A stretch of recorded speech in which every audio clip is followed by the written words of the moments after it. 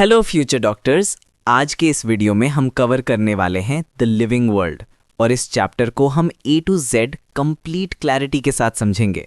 अगर आप नीट 2027 की प्रिपरेशन कर रहे हो तो ये चैप्टर आपके लिए बहुत इंपॉर्टेंट होने वाला है। इसलिए एक छोटी सी रिक्वेस्ट, वीडियो को लास्ट तक ज़रूर देखना क्योंकि हर कॉन्सेप्ट सिंपल और इजी वे में एक्सप्लेन किया गया है। और अगर आपको वीडियो हेल्पफुल लगे तो लाइक कर देना, चैनल को सब्सक्राइब कर लेना और बेल आइकन को ऑल पर सेट कर लेना। साथ ही इस चैप्टर की beautiful hand written PPT notes आपको डिस्क्रिप्शन में मिल जाएंगी। उन्हें डाउनलोड करके अपनी प्रिपरेशन को स्ट्रॉन्ग ज़रूर बनाना। तो चलो बिना टाइम वेस्ट किए स्टार्ट करते हैं आज का topic the living world. Hello future doctors, welcome to आज का टॉपर नीट साइंस। आज हम क्लास 11th का पहला चैप्टर द लिविंग वर्ल्ड को वन शॉट में कंप्लीट करेंगे। इसे हम सिंपल और इंटरेस्टिंग तरीके से समझेंगे ताकि एक एक कॉन्सेप्ट बिल्कुल क्रिस्टल क्लियर हो जाए। इसके एंड तक आप इस चैप्टर से आने वाले किसी भी क्वेश्चन को आराम से टैकल कर पाओगे। तो चलिए शुरू करते हैं। तो आज के इस एक्सप्लेनर में हम इन 6 की सेक्शंस को कवर करने वाले हैं। हम एक इम्पॉर्टेंट साइंटिस्ट से शुरू करेंगे, फिर टैक्सोनॉमी के बेसिक समझेंगे, ऑर्गेनिजम्स को नाम देने का सिस्टम सीखेंगे, क्लासिफिकेशन की सीढ़ी चढ़ेंगे, हर रैंक को डिटेल में एक्सप्लोर करेंगे और आखिर में समझेंगे कि जिंदा होने का असली मतलब क्या है। रेडी हो? Let's begin. चलिए शुरू करते हैं सेक्शन 1 से। देखो, नीट एग्जाम में अब कहीं से भी क्वेश्चन आ सकता है, इसलिए चैप्टर के कॉन्सेप्ट्स में घुसने से पहले उनके पीछे जो साइंटिस्ट्स हैं उनको जानना बहुत जरूरी है। तो मिलते हैं इस चैप्टर के एक की फिगर से।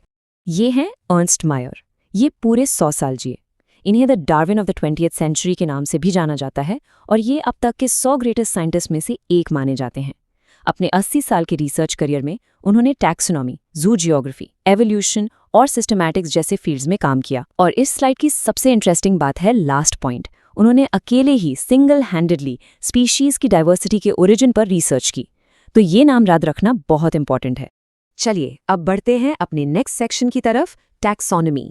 अर्थ पर इतने अलग अलग तरह के ऑर्गेनिजम्स हैं, तो उन सबको समझने के लिए एक सिस्टम तो चाहिए ना। बस वही है taxonomy, the science of order. सबसे पहले इस टर्म को समझते हैं, बायोडाइवर्सिटी। इसका सीधा सा मतलब है अर्थ पर पाए जाने वाले अलग अलग तरह के ऑर्गेनिजम्स, चाहे वो यूनिसेल्युलर हो, मल्टीसेल्युलर, प्रोकैरियोट्स या यूकैरियोट्स। तो अब तक हमने कितनी स्पीशीज को टैक्सोनॉमिकली आइडेंटिफाई किया है? लगभग 1.7 से 1.8 मिलियन। और ये तो सिर्फ वो है जो हम जानते हैं। अभी भी potentially billions of species discover करना बाकी है। अब देखिए, टैक्सोनॉमी भी टाइम के साथ इवॉल्व हुई है। पहले थी क्लासिकल टैक्सोनॉमी, जिसमें क्लासिफिकेशन सिर्फ एक्सटर्नल मॉर्फोलॉजी पर बेस्ड थी, यानी एक ऑर्गेनिज्म बाहर से कैसा दिखता है। कभी कभी तो ये ऑर्गेनिज्म की यूज पर भी बेस्ड होती थी, जैसे घोड़े को ट्रांसपोर्ट कैटेगरी में डाल दिया। लेकिन जैसा कि आप देख सकते हैं, मॉडर्न टैक्सोनॉमी बहुत ज्यादा कॉम्प्रिहेंसिव है। ये सिर्फ मॉर्फोलॉजी नहीं, बल्कि internal structure, development processes, ecology, cell structure और एम्ब्रियोलॉजी सब कुछ कंसिडर करती है। तो यहाँ क्रूशियल पॉइंट है टैक्सोनॉमी से सिस्टमैटिक्स तक का एवोल्यूशन। सिस्टमैटिक्स शब्द लैटिन वर्ड सिस्टमा से आया है और इसका जिक्र कैरोलस लिनेयस की बुक सिस्टमा नेचुरा में था। तो आखिर सिस्टमैटिक्स है क्या? बेसिकली जब आप मॉडर्न टैक्सोनॉमी को फाइलॉजनी के साथ जोड़ते हैं, यानी ऑर्गेनिजम्स की एंसेस्ट्रल हिस्ट्री और उनके इवोल्यूशनरी रिलेशनशिप्स, तो आपको मिलता है सिस्टमैटिक्स। ये कह सकते हैं एक बिगर पिक्चर है। Okay, section 3। अब जब हमने ऑर्गेनिजम्स को ग्रुप कर लिया है तो उन्हें एक नाम भी तो देना पड़ेगा, है ना? एक ऐसा नाम जो पूरी दुनिया में सेम हो ताकि कोई कंफ्यूजन ना हो। इसी प्रोसेस को कहते हैं नॉमेनक्लेचर। किसी भी ऑर्गेनिज्म को नाम देने का प्रोसेस इन 4 स्टेप्स को फॉलो करता है। पहला, कैरेक्टराइजेशन। आप ऑर्गेनिज्म के कैरेक्टरिस्टिक्स को ऑब्जर्व और रिकॉर्ड करते हैं। दूसरा, आइडेंटिफिकेशन। उन कैरेक्टरिस्टिक्स के बेसिस पर आप उसे अच्छे से डिस्क्राइब करते हैं। तीसरा, क्लासिफिकेशन। आप उसे सिमिलर ऑर्गेनिजम्स के ग्रुप में रखते हैं। और आखिर में चौथा स्टेप है नॉमेनक्लेचर। आप उसे एक प्रॉपर साइंटिफिक नेम देते हैं। सिंपल और लॉजिकल फ्लो है ना? साइंटिफिक नेम्स देने के लिए कैरोलस लिनियस ने बाइनोमियल नॉमेनक्लेचर सिस्टम बनाया, जिसके कुछ यूनिवर्सल रूल्स हैं। अब इस स्लाइड में सबसे इंटरेस्टिंग है पहला रूल। नेम्स लैटिन में होते हैं। क्यों? क्योंकि लैटिन एक डेड लैंग्वेज है, यानी अब ये आमतौर पर यूज नहीं होती, इसलिए ये बदलती नहीं है। जब टाइप करते हैं तो नाम इटैलिक्स में होता है और जब हाथ से लिखते हैं तो दोनों वर्ड्स को अलग अलग एंडरलाइन करते हैं। पहला वर्ड यानी जेनस कैपिटल लेटर से शुरू होता है, दूसरा वर्ड यानी स्पीशीज स्मॉल लेटर से शुरू होता है और एंड में ऑथर का नाम लिखा जाता है, जिसे ना तो इटैलिसाइज करते हैं ना ही अंडरलाइन।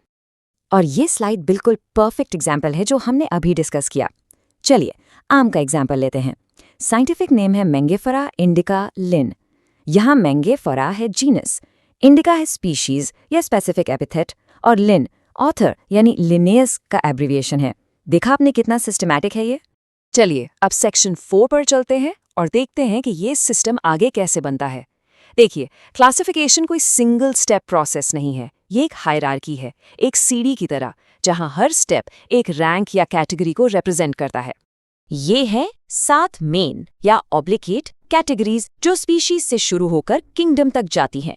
हर स्टेप को हम टैक्सॉन या रैंक कहते हैं। इस ऑर्डर को याद रखने के लिए एक सिंपल सी ट्रिक है।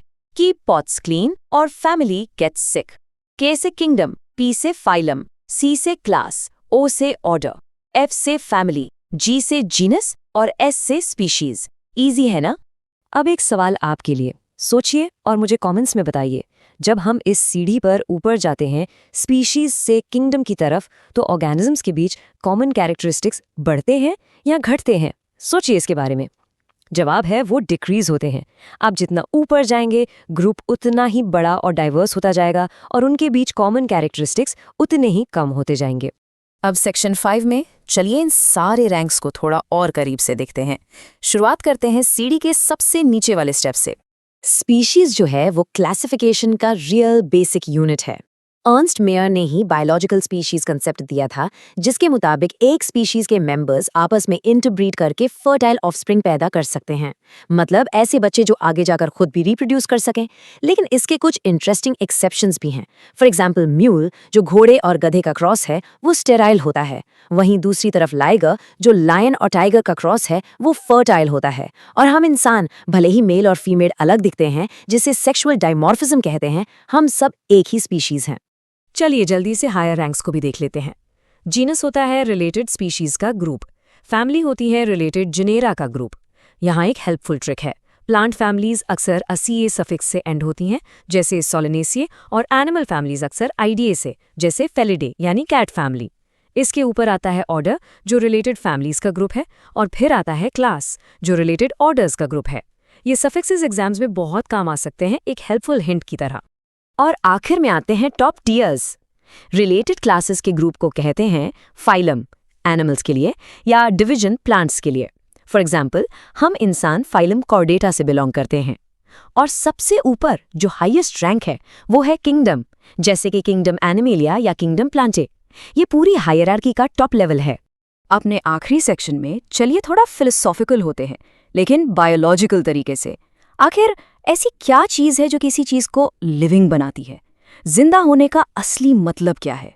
तो यहाँ क्रूशल पॉइंट ये है कि सारी प्रॉपर्टीज एक जैसी नहीं होती। कुछ होती हैं कैरेक्टरिस्टिक प्रॉपर्टीज, जैसे ग्रोथ और रिप्रोडक्शन।